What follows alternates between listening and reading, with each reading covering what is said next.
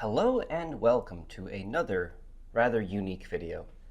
This is the first one that I'm filming fully inside my new studio, and I hope this works. This is also the first time that I'm trying two camera angles. Hello. So here's what we're doing today. I believe that this is one of the best ways to build a fairly powerful budget gaming build today. You can find this Supermicro X8 DTL all day, every day for about $20, is what I would have said 6 or 7 years ago when I bought this. This was my PC for the longest time. Nowadays the prices have started to creep up for unknown reasons, but as long as you're patient, you can still find those $20 deals. What we have under the hood, of course, is the venerable X5650, a 6-core, 12-thread CPU. This motherboard does support faster versions, but the X5650 is a $5 CPU, so we're looking at $25 invested. Now, I actually pulled this out of the trash. Someone was scrapping a server and I yoinked it, so I didn't pay anything. To me, almost all of this was free. This board supports ECC DDR3 up to 16 gig sticks for a grand total of 96 gigs if you have both CPU sockets populated. As you can see, I don't. Now there's a reason for that. The reason that this board was thrown away is because that socket is bad.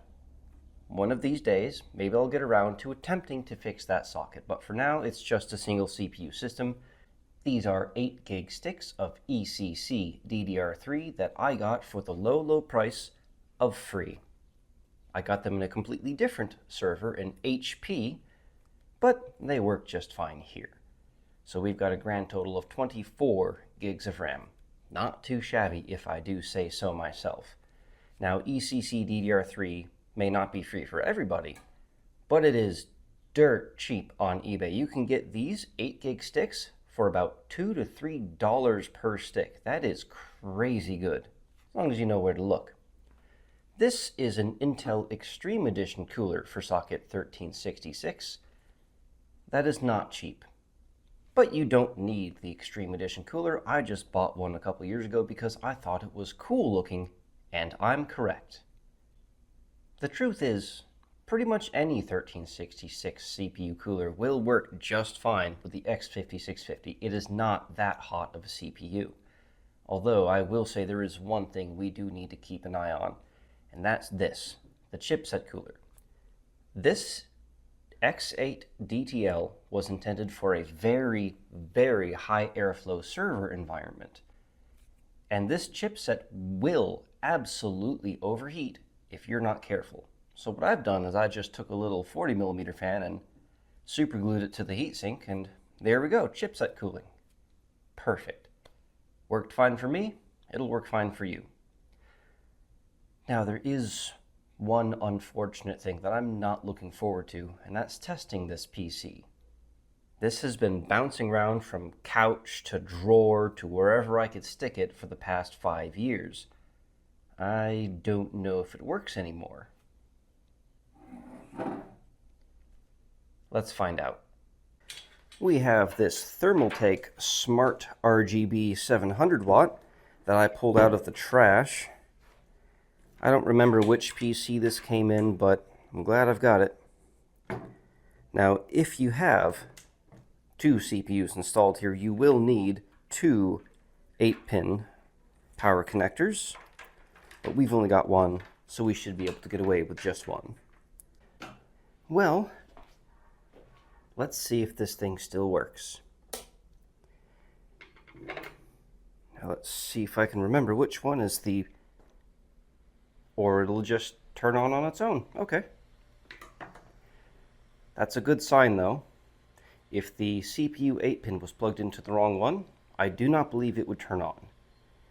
Now this is a server motherboard, so we need to wait for the memory to initialize before we will get a screen. We're looking at about 20 to 30 seconds. So, hey, there we go. Looks like it still works. That is perfect. I should probably grab a keyboard. I just want to see if it still detects all the RAM. Yeah, looks like 24 gigs. Hey, it remembers the date. Okay. I brought some BIOS batteries down to replace this, but it seems that's actually still in perfectly working order. Now, let's build a PC. Obviously, a motherboard and CPU and RAM do not a PC make. So, let me get this stuff out of the way. For the graphics card, we've gone with a 660 Ti. Pretty venerable card. It's a 2 gig card, I believe. Actually, no, this might be a 3 gig card. Not bad. Still, with the extra VRAM, pretty capable even today. And for the case, I don't actually have a lot of ATX cases, so we're going to have to reuse one. This is a Silverstone case that we used in our $8,000 crazy PC from 2008 or wherever that video was. And inside it, funny enough, is another X5650 system.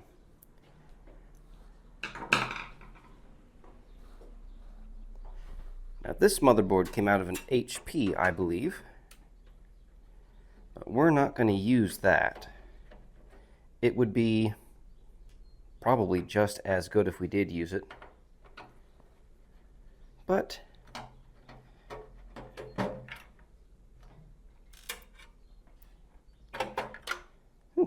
free SATA cable.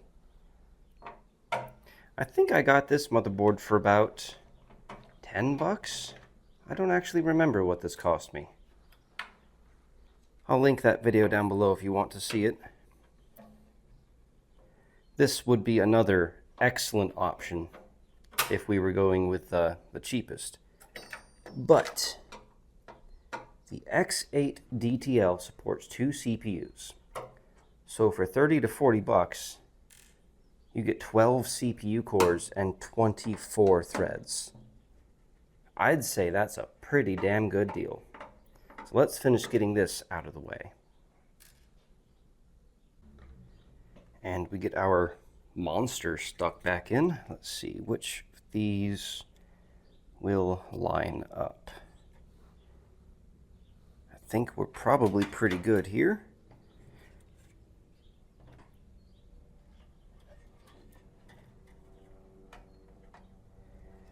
Yeah. Perfect. Let's get these screws back in.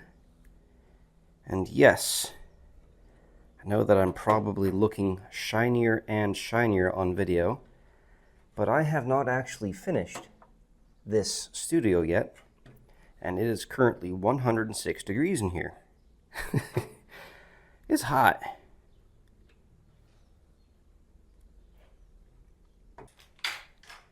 Motherboard installed.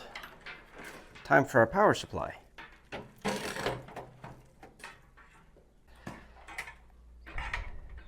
Get our fans plugged in. It's our 2 case fans, which I could just plug them into the board. This time it's not some HP monstrosity. You know what? Yeah, let's just do that.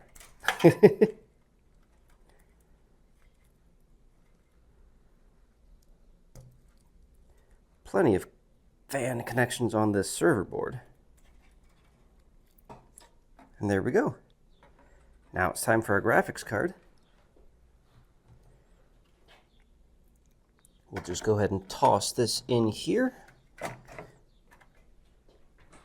Get our power connected to it. Now this requires 2 6-pin power connectors, which we have in abundance. This is the 1080p display that we found in the trash. I need to find a way to support this because it doesn't have a stand on it. But this has HDMI input, and this card has HDMI output. Let's give it a shot. How am I going to support that?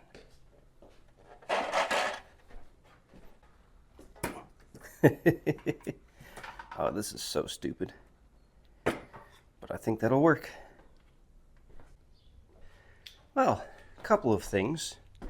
The first one is I forgot my Ventoy drive upstairs and my iOD ST300. But luckily, one of my Patreon members sent in some flash drives, one of which is a Ventoy drive. Now we could use this OCZ Colossus drive that's in here. It is a 512 gigabyte SSD from about 2008, but I don't want to waste it. So we've got this that we're going to try out. It's also, I think, 512 gigs, but it's just a riser for a SATA M.2 drive. So let's get this connected. This board has 6 SATA ports, but if you get the better version of this board, you can get up to, I believe, 14 SATA ports. Pretty crazy if I do say so myself. It is so unbelievably hot in here. Okay, that's plugged in. Should show up to the system as a normal SATA drive. Now, where's my power cable? There it is.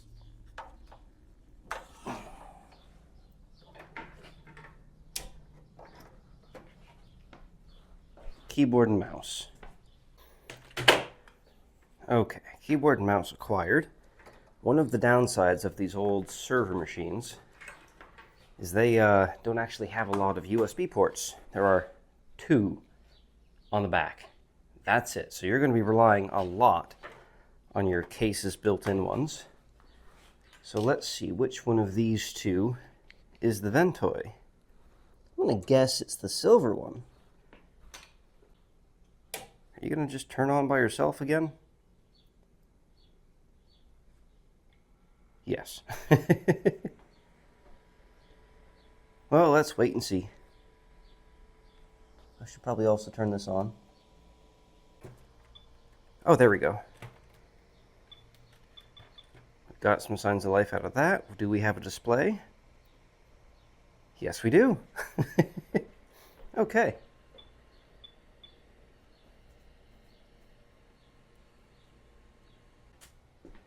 It appears that we are booting from nothing.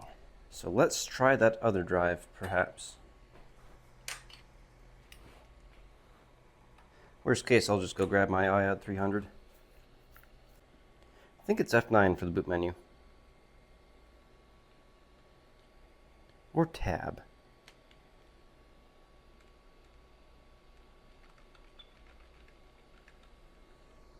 Tab.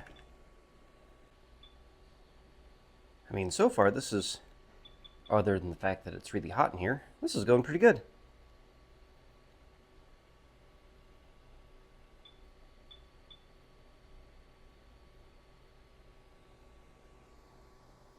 Okay.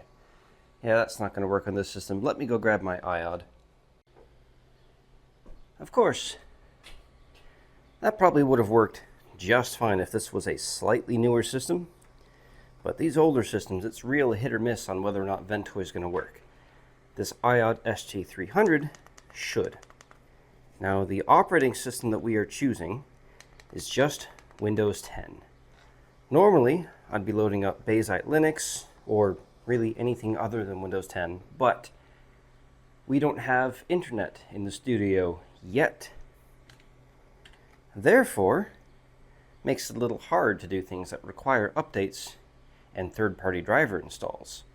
Now, I do have my own personal flash drive down here, which has my copy of Snappy Driver Installer. That should have all the drivers we need for Windows 10 for this board. So, in this one niche internetless instance, Windows 10 is the way to go. Now, of course, this means I can't use Steam, which kind of sucks. But we'll make do.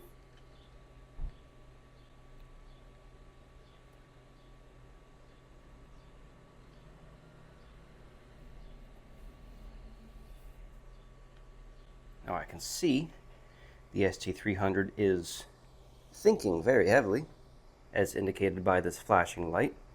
So that probably means we are successfully loading the Windows. There we go. I'll see you on the desktop. Well, that went pretty smooth. We are on the desktop. Snappy Driver Installer has finished its job. What we've done is we've actually installed a slightly older driver for the GTX 660. The latest available drivers have some issues with game compatibility. So all we need to do now, in theory, is just restart, and we should be good to start installing some games. Now, there is one thing worth mentioning, and technically we've already mentioned it, and that's the fact that we don't have internet out here. So one of the things that I intend to do is install some older games. Now, that won't give us a super great idea of this machine's performance potential, but we do have one key new game, MechWarrior 5 Mercenaries. We actually have an offline, if I can get the flash drive off the table, we have an offline installer for MechWarrior 5 Mercenaries, which means, although most of our games are going to be from pre-2010, this one, MechWarrior 5 Mercenaries, should give us at least some idea of the true potential of this PC as it exists. And this is before adding a second CPU, and this is before a graphics card upgrade, or perhaps, if we can get it to work, an NVMe SSD. There are so many things we could do to this machine. But for right now, let's just see how well it games.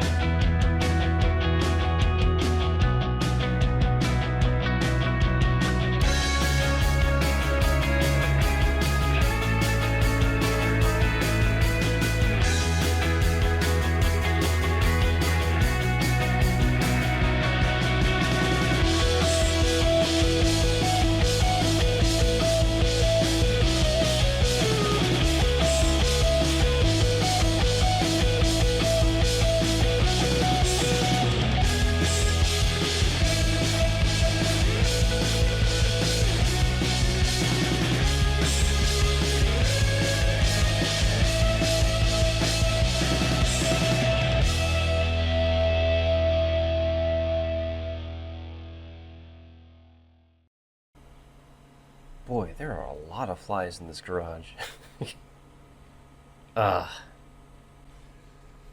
Anyway, I think that about does it. Let's go ahead and shut this off so it's not blowing right into the microphone. There we go. Oh, I've about had it with this garage for today.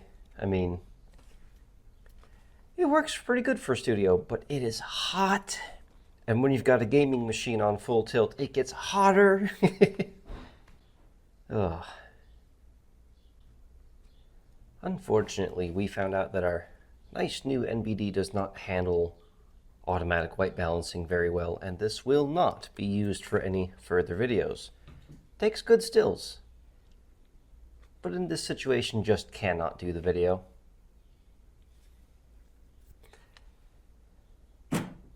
We don't have much invested in this. This is almost entirely made out of scrap that I've got throughout the years, so I'd say that's pretty good. Pretty much anyone could build something like this for a budget, and I think they'd be happy with it. With that said, let me know down in the comments below what sort of thing you'd like to see me do with this machine. Should I turn this into a video editing machine? Should I max it out and see what we can do with 2 CPUs, assuming I can fix that other socket? Let me know what you would do down in the comments below. As for this video, well, I think that pretty much concludes it. Super happy with this build.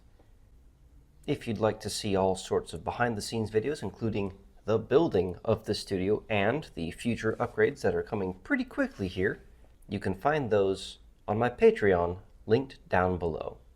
And finally, if you'd like to send in junk to build things like this, my P.O. box is also listed down below. Stick around, I think I have something nice coming pretty soon here. Patreon members will know tomorrow, but the rest of you will find out soon enough. Thank you for watching.